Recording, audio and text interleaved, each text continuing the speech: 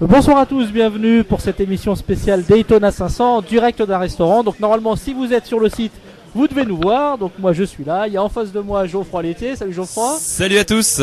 Sébastien Corsin un petit peu derrière et que je dois cacher un petit peu, Axel. Salut Axel. Salut tout le monde. Alors Axel qui nous a fait le plaisir de venir à l'émission, hein, c'est une grande première cette saison, non?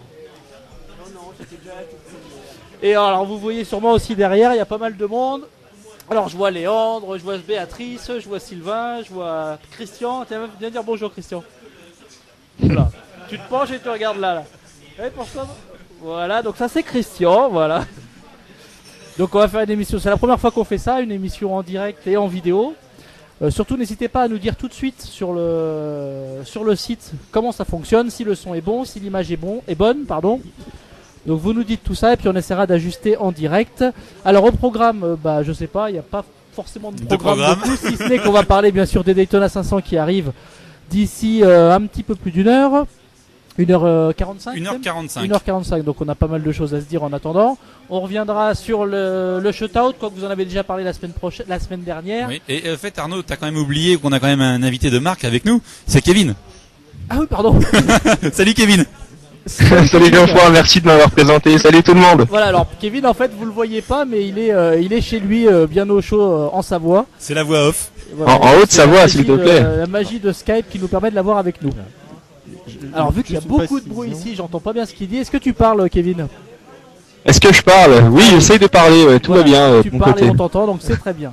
Alors, ce qu'on nous dit déjà, c'est que ça rame un petit peu. Par contre, il est de l'autre côté de l'Atlantique. Donc oui, ça doit jouer, effectivement. Alors, vous attendez pas non plus à avoir une vidéo super fluide, puisque c'est du sans fil, donc on essaye de faire un petit peu ce qu'on peut avec les moyens qu'on a. Maintenant on a du silence. Et maintenant on a du silence, voilà, les gens se sont rendus compte qu'on avait commencé l'émission. On aura aussi un invité tout à l'heure donc, qui est en train de présenter son jeu, c'est Rudy. Alors Rudy, c'est quelqu'un de passionné par la NASCAR qui a décidé de faire un jeu de société sur la NASCAR. Donc si vous suivez un petit peu le forum et puis les différents Facebook liés à la NASCAR. D'ailleurs, sa petite carte. Voilà, sa petite carte.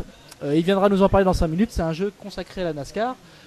Un jeu de plateau avec des petites voitures, des cartes. Bref, il va venir nous en parler d'ici 5-10 minutes. Ça marche? Voilà. Là, ça fait 10 fois qu'il répète à tout le monde les règles du jeu. Donc, je pense qu'il doit bien les connaître et il va pouvoir nous les expliquer. Ça ne fera cons avec nous. Voilà. Et si vous voulez, il a créé un site internet, c'est sc-challenge.fr. D'après toi, pourquoi j'ai montré la carte? À mon avis, ils ont peut-être pas dû voir. Oh, on a tous des... C'était loin et tu bougeais. Voilà. On l'a remontré. Alors là, il y a un troupeau qui arrive avec des blousons NASCAR. Attention, donc a priori, ça doit être pour la soirée. Alors on est en direct. Vous vous installez. On viendra vous voir tout à l'heure pour pointer qui est là et qui est pas là. Ou pas. Alors il y a du positionnement d'une piste à poser sur la table. On va utiliser des pions voitures qui vont matérialiser l'état de la course sur la table. Et avec ça, on a 112 cartes à jouer qu'on va se répartir entre les différents joueurs avec des mains de 5 cartes. Et on va pouvoir faire évoluer la course comme dans une vraie course de NASCAR télévisée avec toutes les composantes, des cartes qui présentent les différents crashs, les drapeaux jaunes, les différents faits de course, le draft. Les accélérations. Excuse-moi Rudy, oui. Est-ce que ça prend en compte les arrêts au stand ratés par Dale Junior? Écoute, oui. Dale Junior fait partie du lot, du package fourni avec le jeu, donc oui, il y en a pour tous les goûts en même temps. Voilà. Donc chaque pilote est représenté par une carte qui représente un petit peu ses compétences un peu dans la NASCAR. D'accord, on est en train d'amener le jeu là ouais. pour ceux qui... On va pouvoir présenter quelques parties du jeu, voilà. Alors rapidement, donc on a des pistes, un voilà. morceau de speedway. Voilà, exactement. Des 1.64, c'est ça? Voilà, c'est compatible 1.64 ou même en plus petit encore. Donc voilà, tout à fait. Exactement. Globalement, qu'on pose sur le plateau. Voilà, c'est ça. Voilà. On va avoir des cartes qui vont permettre de gérer les déplacements, forcément, l'aspiration, les accélérations. Donc on va montrer. Ah, vous voyez, c'est du direct. Donc, c'est du direct. Des problèmes logistiques. L'organisation. Donc c'est pas grave. Donc on gère en direct. Alors on en revenait. Voilà. Donc c'est un prototype, mais c'est quand même un prototype qui est assez avancé Ah, puisque les cartes, c'est quand même des Voilà, cartes c'est de l'impression quasiment définitives. Ah, exactement, ouais, tout à fait, ouais. Voilà. Donc on a utilisation avec un partenariat avec un imprimeur, un professionnel. Hein, donc voilà, c'est le fruit de bientôt 2 ans de boulot. Hein. 2 ans oui, de quand boulot. même. Ah ouais, si c'est parti d'un petit prototype papier, des idées jetées comme ça sur un carnet, puis petit à petit ça a mûri. Je voulais me faire plaisir, me créer un jeu pour moi, puis petit à petit j'ai dit je vais partager. Il y a tellement, enfin, une communauté de NASCAR qui grandit petit à petit. Donc j'espère pouvoir partager mon projet avec tous les fans de NASCAR. D'accord, donc là moi typiquement dans les mains j'ai les pilotes. Donc j'ai les Ça pilotes. c'est les cartes pilotes. Donc carte pilote avec Delanar Junior, idole des fans, Kyle Voilà. Busch, Bad Boys, Voilà. Jeff Gordon, pilote expert.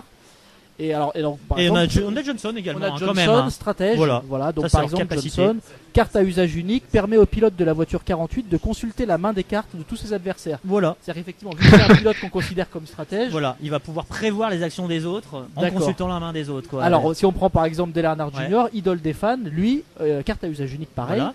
Lorsque la voiture 88 est en tête au début de son tour, donc Voilà. c'est-à-dire qu'il mène un tour, Voilà. son pilote peut jouer ou défausser jusqu'à 4 cartes, donc ça lui permet en fait d'avoir un avantage. Un c'est avantage de jouer plus de cartes lors de son tour qu'en temps normal. D'accord. Parce qu'il est en tête et on sait très bien que voilà, quand il y a Junior en tête, ça déclenche l'effervescence. Et, D'accord. Allez. Alors que nous dit le Bad Boy Kyle Busch? Alors Bad Boy, Ouais. lui, lorsque le pilote de la voiture 18 joue une ou plusieurs cartes événements durant son tour, Voilà. les effets de celle-ci ne peuvent être annulés par une carte bonus. Voilà. Donc, c'est compliqué. Là. Alors concrètement, quand il joue une carte, quand il joue une carte pour embêter les autres, un accident, il veut envoyer quelqu'un dans le mur ou autre. Normalement, on a des cartes qui permettent de se défendre, des cartes bonus, hein, qui permettent d'éviter les crashs ou autre. Quand c'est Kai qui la joue et qui joue cette carte-là, concrètement, on peut pas éviter l'accident parce que c'est un gros dur, hein, concrètement. D'accord. Voilà. Et après, donc il y a des cartes, je suppose, des cartes action ou bonus. c'est Exactement, ça Voilà. cartes action, cartes bonus qui vont influencer le jeu, qui vont influencer le déroulement du jeu. On va retrouver toutes les composantes, hein, le bump par exemple, hein, aller un peu s'appuyer sur le pare-choc de celui devant pour un peu le déséquilibrer, peut-être profiter d'un écart. D'accord. On a plein de petites choses, on retrouve tout, hein, enfin tout ce qu'on a dans NASCAR. On Hein. a le bump, on a le bon réglage, Les bons voilà, une réglages carte qui bon permettent réglage. d'avancer plus vite. On va avoir les drapeaux jaunes hein, qui Bien peuvent sûr, sortir tiens, aléatoirement drapeau comme ça, les problèmes mécaniques qui vont être liés. On peut même avoir la pluie qui va sortir. Hein. Alors par exemple la pluie, interruption de course pour cause de pluie, toutes les voitures se repositionnent pour un restart, Voilà. aucun pit stop n'est autorisé. Voilà, tout simplement. Donc on va effectivement gérer tout ce qui est pit stop également, hein, le côté stratégique avec les positions dans la pit lane qui va être important pour le restart, etc. Donc j'ai essayé en tout cas de retranscrire dans mon jeu toutes les composantes d'une course et tout ce qu'on peut retrouver dedans sur un plateau et accessible à tout le monde surtout. En gros, pour schématiser, pour ceux qui connaissent, c'est un Milborn avec un Licence speedway. 10, NASCAR. Voilà, c'est Voilà. exactement ça. Tout à fait. Et là où le millboard en fait on n'a pas, par contre on n'a pas de plateau, là Voilà. l'objectif toi tu as un speedway Voilà. et les voitures avancent sur ce Exactement, speedway. tout à fait. D'où l'importance de la gestion du positionnement pour tout ce qui est justement le side by side, le bump, le draft. Voilà, la position des voitures en NASCAR et sur un super speedway est super importante. Les alliances qui se créent, etc. Et ça, on le retrouve grâce au plateau en fait. D'accord. Alors Le jeu est tellement complet qu'on a presque l'impression qu'il parle d'une simulation. Hein.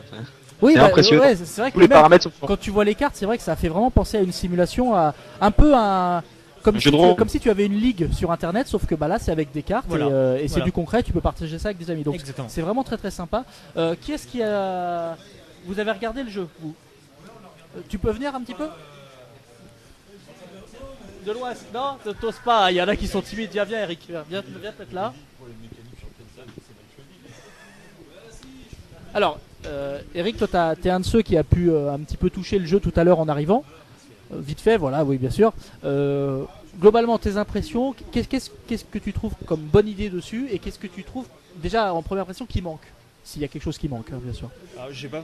Alors, parle bien dans le bonsoir micro. tout le monde. Moi, j'ai pas forcément trop l'occasion de tester. J'ai plus vu, les autres jouer avec. En tout cas, l'idée est vraiment sympa. Enfin, le concept, c'est vrai que c'est pas mal. Après, c'est ce qu'on disait, c'était au niveau du plateau. C'est vrai qu'une version avec un ovale, ça peut être pas mal. C'est plus visuel en fait pour. Parce que pour vraiment l'instant, les c'est gens pas qui en ovale, connaissent. c'est une ligne droite, c'est ça? Une portion de piste, D'accord. question de place, pareil, Ouais. packaging Pas- ou autre, question de place, voilà. Le but aussi, c'est de proposer une boîte transportable, accessible. C'est pas la grosse boîte destin, etc. C'est le truc qu'on peut emmener partout concrètement. Donc, Bien voilà. sûr. Alors, on nous pose une question. déjà. Est-ce que ça prend en compte les trous sur la piste? Alors éventuellement avec un couteau bien affûté, on peut s'imaginer éventuellement tailler la piste. Voilà. Mais bon, c'est plus un super speedway à la base, donc c'est du Talladega ou éventuellement du Daytona. Le Daytona étant resurfacé, là ça correspond parfaitement a priori. Alors ouais, donc toi, ça déjà la forme de la piste, hein, un ovale, donc ça peut être quelque chose à Ça noter. peut être une bonne idée, ouais, effectivement, un peu plus proche d'un vrai circuit en fait finalement. Après le fait que chaque pilote ait des petites capacités, enfin chaque pilote a vraiment son truc. Ouais. Donc ça c'est pas Parce qu'on mal. disait Kyle Busch, Kyle Busch et Pat Boy, Jeff Gordon pilote expert. Alors pilote expert, c'était ignorer les effets d'une carte événement, donc globalement. Voilà, si on veut l'envoyer dans le mur, lui peut s'en si on veut l'envoyer dans le mur, il peut se défendre en fait, il peut éviter les crashs, les contacts ou autres. Et on retrouve bien par contre, c'est vrai que la faculté de Gordon, c'est-à-dire lors d'un contact, votre voiture reste à sa place et vous ignorez les effets de celui-ci. Voilà. Donc Gordon a quand même la faculté de rattraper bien C'est souvent les situations catastrophiques. Ah bah donc, on a encore vu ça, voilà. on a encore vu ça pendant les. Pendant la Gatorade, C'est un des rares qui s'en sort. Et Johnson a les bons réglages. Voilà.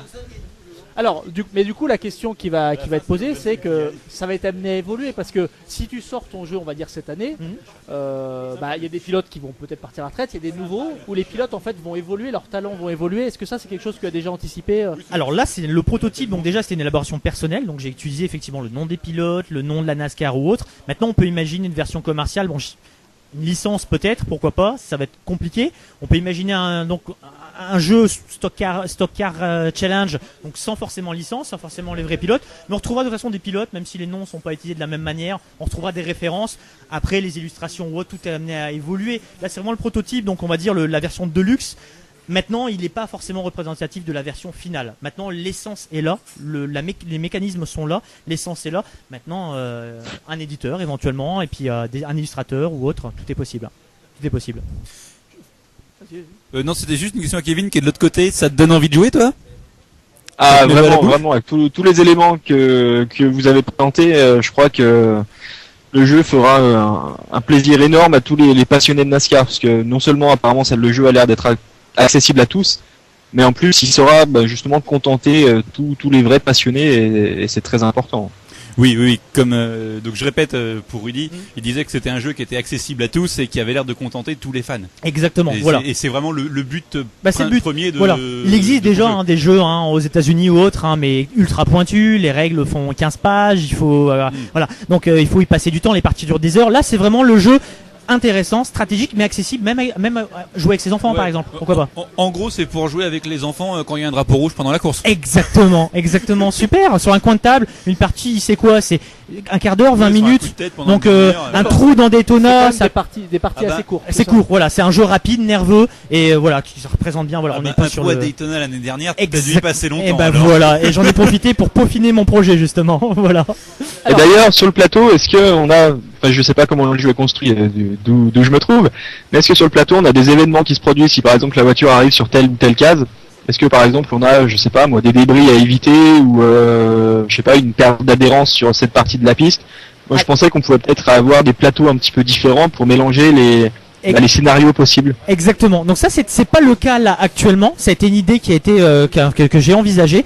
Là les événements sont créés par des cartes. Donc on retrouve toutes ces cartes là. On peut retrouver effectivement la pluie qui intervient. On peut retrouver des choses comme ça, des débris ou autres, des mauvaises trajectoires. Mais c'est pas matériel sur le plateau. Maintenant effectivement on pourrait imaginer des icônes et puis d'autres pistes par la suite avec des caractéristiques différentes, mais directement matérialisées dessus avec différentes lignes de conduite ou autres, différentes lignes possibles, des vitesses différentes en fonction des lignes choisies. Donc ça c'est encore en élaboration. Là actuellement c'est pas sur la piste.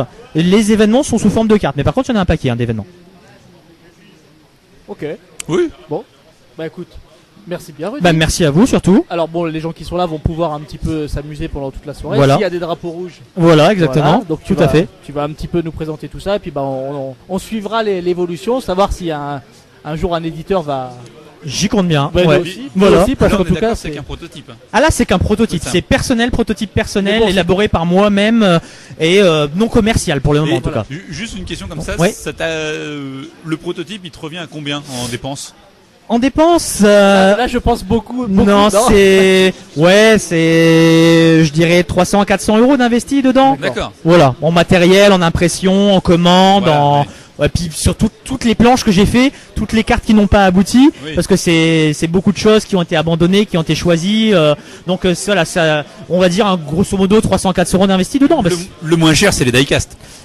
C'est pas forcément l'élément le moins cher, non, au contraire, justement. Voilà. Maintenant, ça c'est cosmétique, hein. Oui. C'est pour rendre le jeu vraiment. Oui, bien sûr. Voilà. D'accord. Bah, merci, Rudy. Bah, merci à vous. Allez.